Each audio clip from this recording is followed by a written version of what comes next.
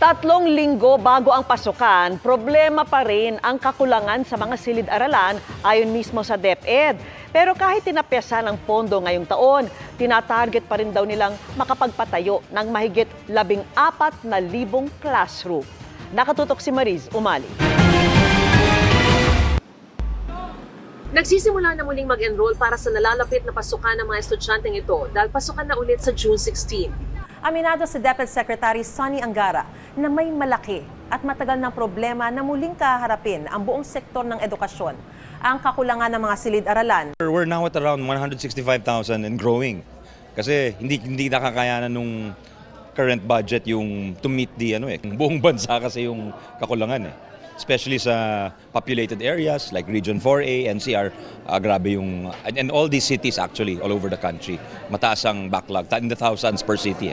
Isa sa mga eskwelahan na kararanas ng classroom shortage, ang Batasan Hills National High School.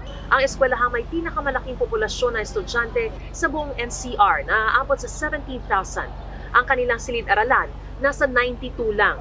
Para ma-accommodate daw ang lahat ng estudyante, hindi na muna tatanggap ng grade 12 enrollees at magpapatupad sila ng shifting ng klase.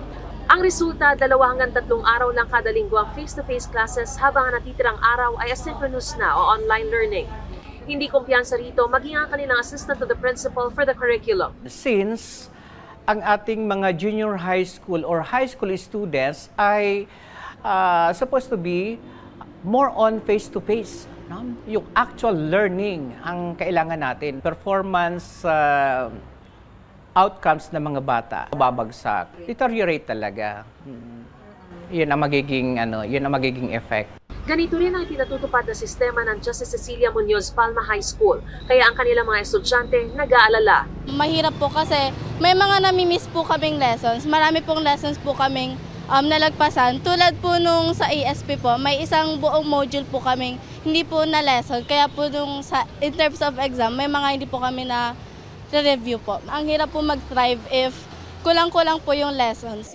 Ang kaso tinapyasan pa ng mga mambabatas ang pondo ng DepEd nitong 2025 na aabot sa 12 bilyong piso dahil sa umano'y low fund utilization. Ang tanong, kailan pa makapagpapatayo ng karagdagang mga silid-aralan sa ganitong sitwasyon? It will take us 30 years probably if we work on the current budget. Sa ilalim ng 2025 General Appropriations Act, aabot sa 28 billion pesos ang inilaan sa DepEd para sa basic education facilities, 7.18 billion pesos para sa pagtatayo ng bagong kindergarten, elementary at secondary school buildings. 6.13 billion pesos naman ang pondo para sa rehabilitasyon, renovation, repair at pagpapaganda ng school buildings sa ilalim ng Repair All Policy.